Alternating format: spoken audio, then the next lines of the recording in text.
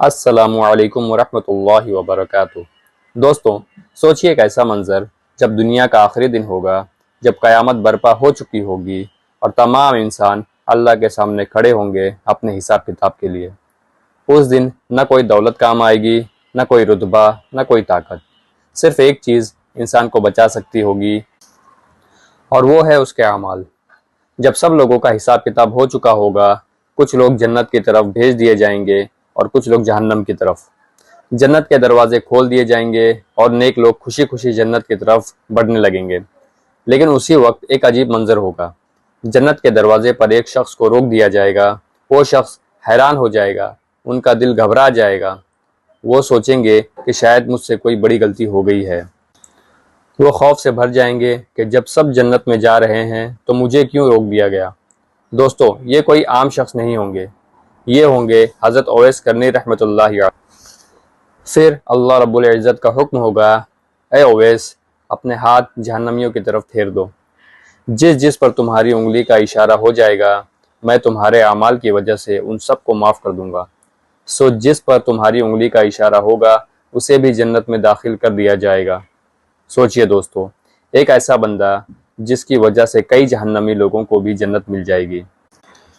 لیکن سوال یہ ہے، آخر کون تھے حضرت اویس کرنی؟ کیسے تھے ان کے اعمال کہ اللہ نے انہیں اتنا بڑا مقام عطا فرمایا؟ حضرت اویس کرنی یمن کے رہنے والے تھے۔ قرن نام کے قبیلے سے ان کا تعلق تھا۔ ان کے والد کا انتقال بچپن میں ہی ہو گیا تھا اور ان کی ذمہ داری ان کی ماں پر آ گئی تھی۔ حضرت اویس کرنی اپنی ماں کی خدمت کو ہی اپنی زندگی کا مقصد بنا چکے تھے۔ وہ دن رات اپنی ماں کی خدمت کرتے، ان کا خیال رکھتے، انہیں کھانا کھلاتے، ان کی ہر ضرورت پوری کرتے۔ دوستو، اسی دوران انہوں نے اسلام قبول کر لیا، اور جب انہوں نے آپ صلی اللہ علیہ وسلم کے بارے میں سنا تو ان کے دل میں آپ صلی اللہ علیہ وسلم کی محبت اور بڑھ گئی۔ وہ دل سے چاہتے تھے کہ مدینہ جا کر نبی صلی اللہ علیہ وسلم کی زیارت کریں، ان سے ملاقات کریں۔ لیکن ایک چیز انہیں روک رہی تھی، اور وہ تھی ان کے ماں کی خدمت۔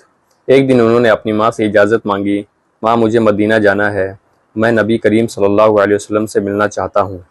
ان کی ماں نے اجازت دے دی، لیکن ایک شرط رکھی۔ انہوں نے کہا، بیٹا، اگر نبی صلی اللہ علیہ وسلم گھر پر مل جائیں تو مل لینا، لیکن اگر نہ ملیں تو زیادہ دیر مت رکنا، سیدھا واپس آ جانا۔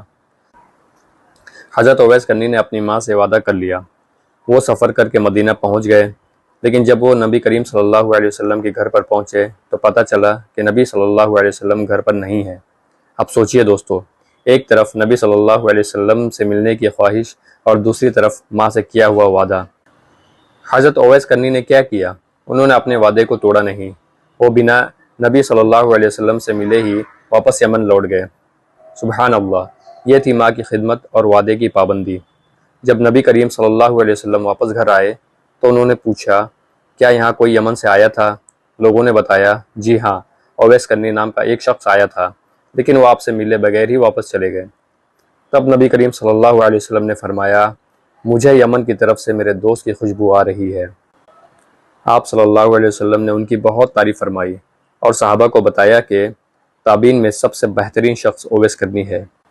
یہاں تک کہ آپ صلی اللہ علیہ وسلم نے حضرت عمر فاروق رضی اللہ تعالیٰ عنہ سے فرمایا، اگر تمہاری ملاقات اویس کرنی سے ہو تو ان سے کہنا کہ میرے لیے دعا کریں۔ سوچئے دوستو، جن کے لیے نبی صلی اللہ علیہ وسلم خود دعا کرتے تھے، وہ نبی صلی اللہ علیہ وسلم اپنی امت کو کہہ رہے ہیں کہ اویس کرنی سے دعا کروانا۔ بعد میں جب حضرت عمر فاروق رضی اللہ تعالیٰ عنہ کا دور آیا تو وہ حج کے دوران یمن سے آنے والے لوگوں سے پوچھتے رہتے، کیا تمہارے قبیلے میں اویس کرنی ہے؟ آخر ایک دن انہیں اویس کرنی مل گئے۔ حضرت عمر رضی اللہ تعالیٰ عنہ نے انہیں پہچان لیا، کیونکہ نبی صلی اللہ علیہ وسلم نے ان کی نشانی بتائی تھی کہ ان کے کندھے پر سفید داغ ہوگا۔ حضرت عمر رضی اللہ تعالیٰ عنہ نے ان سے گزارش کی، اللہ کے لیے میرے لیے دعا کر دیجئے۔ دوستو، یہ تھی حضرت اویس کرنی کی زندگی۔ انہوں نے نہ کوئی بڑا رتبہ چاہا، نہ شہرت، لیکن ان کی ماں کی خدمت اور سچی محبت رسول صلی اللہ علیہ وسلم نے انہیں اتنا بڑا مقام دے دیا۔ دوستو، اس قصے سے ہمیں بہت بڑی نصیحت ملتی ہے کہ اگر اللہ کو راضی کرنا چاہتے ہو تو سب سے پہلے والدین کو راضی کرو، کیونکہ ماں باپ کی خدمت ہی اللہ کے نزدیک سب سے بڑی عبادت ہے۔ اللہ ہمیں بھی اپنے والدین کی خدمت کرنے کی توفیق عطا فرمائے، آمین۔ السلام علیکم ورحمۃ اللہ وبرکاتہ۔